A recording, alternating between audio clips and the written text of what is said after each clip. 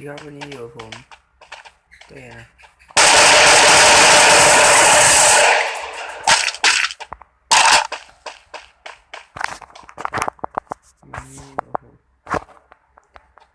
นี่พวกผมเต้จะมาแรงฟรีไฟนะครับโซโล่แรงครับผมตอนน้องเพิ่งเปิดคลิป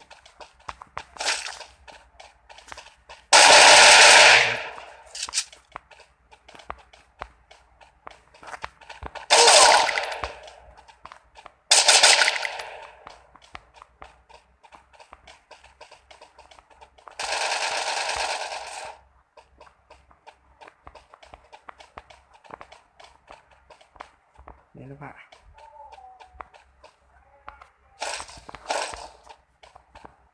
ปล่อยผ่าได้นี่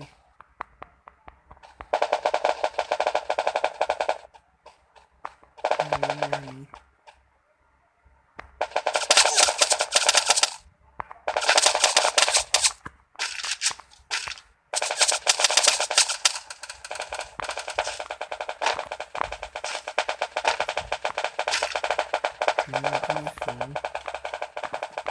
ลงไปอีกชั้นหนึ่ง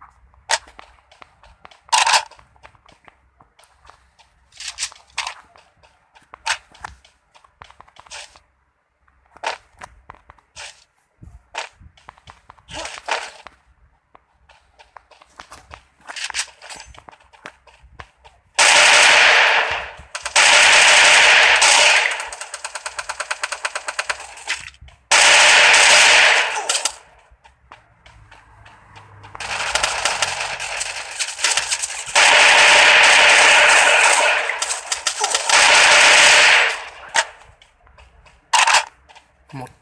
ตี้5 ตัว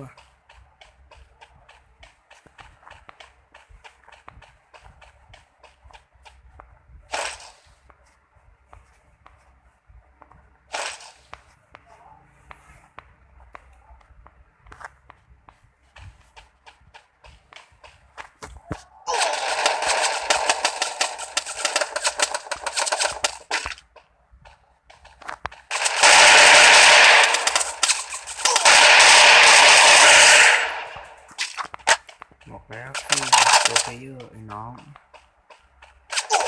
แล้ว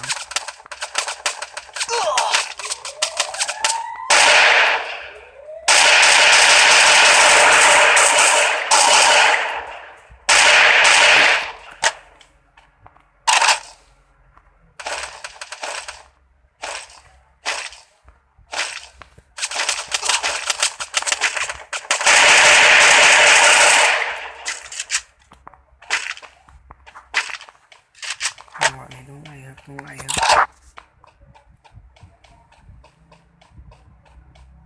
ที่เดียวเก็บไป6 ตัว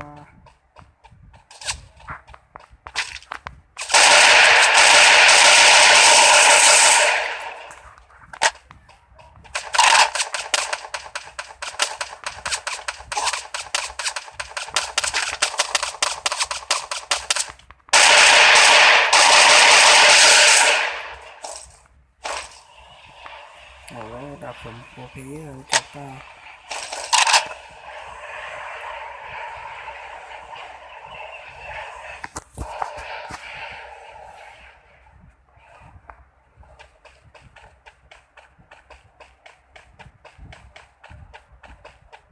จะดักสะพานก็ได้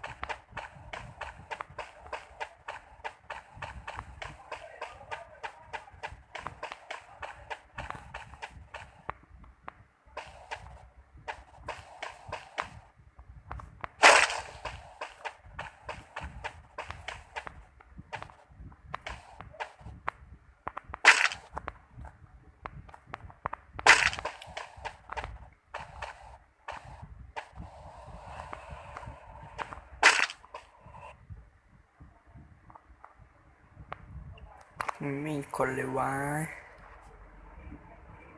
ก็อยากจะบวกนะครับทุกท่านท่านผู้ชมทั้งหลายถ้าใครเขาที่เข้ามาดูแล้วก็อย่าลืมกดติดตามกดไลค์ด้วยนะ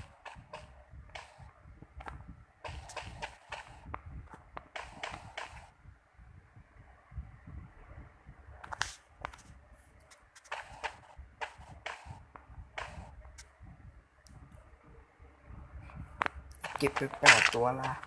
โหดไม่โหดก็ดูเอา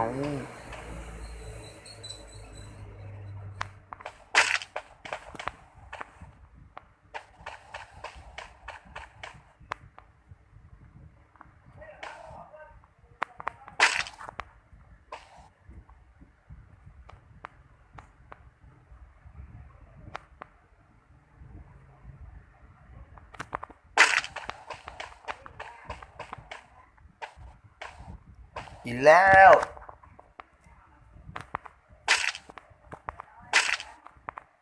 เ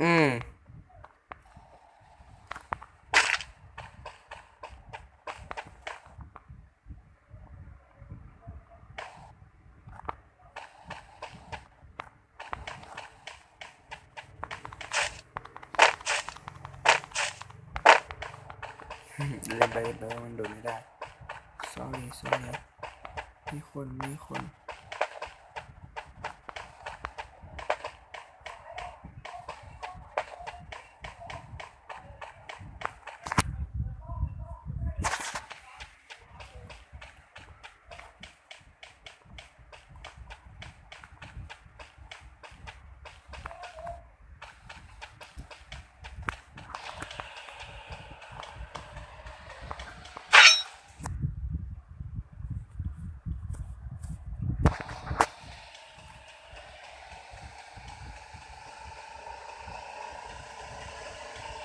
คิดว่า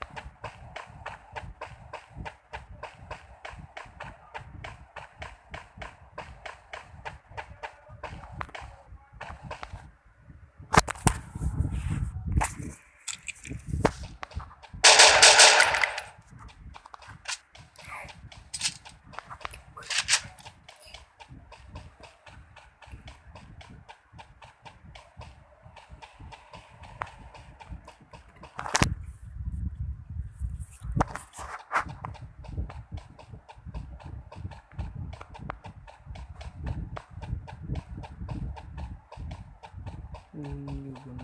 เขาเหรอ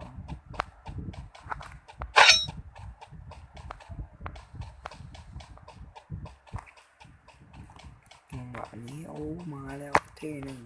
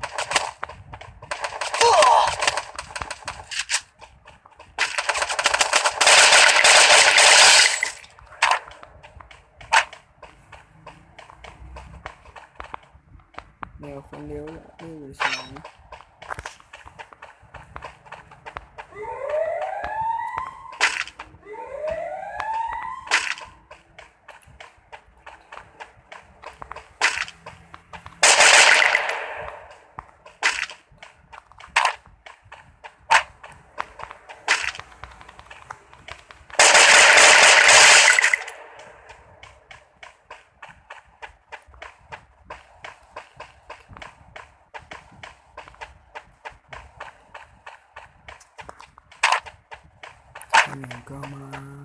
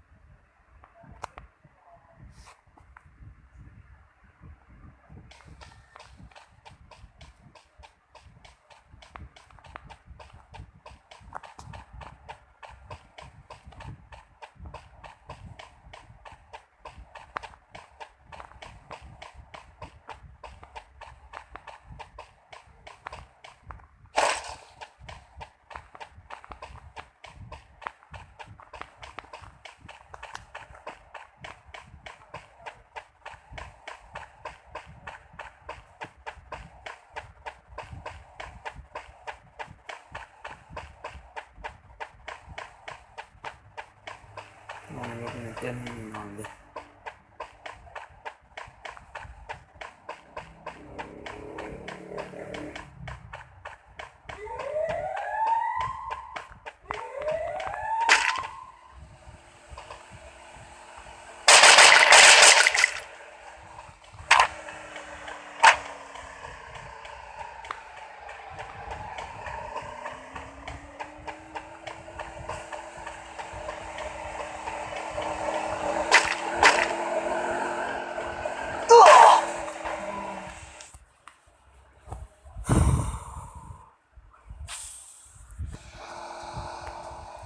ก็คลิปนี้สำหรับจบเพียงเท่านี้นะครับก็อย่าลืมกดติดตามกดไลค์กด subscribe กันครับบ๊ายบาย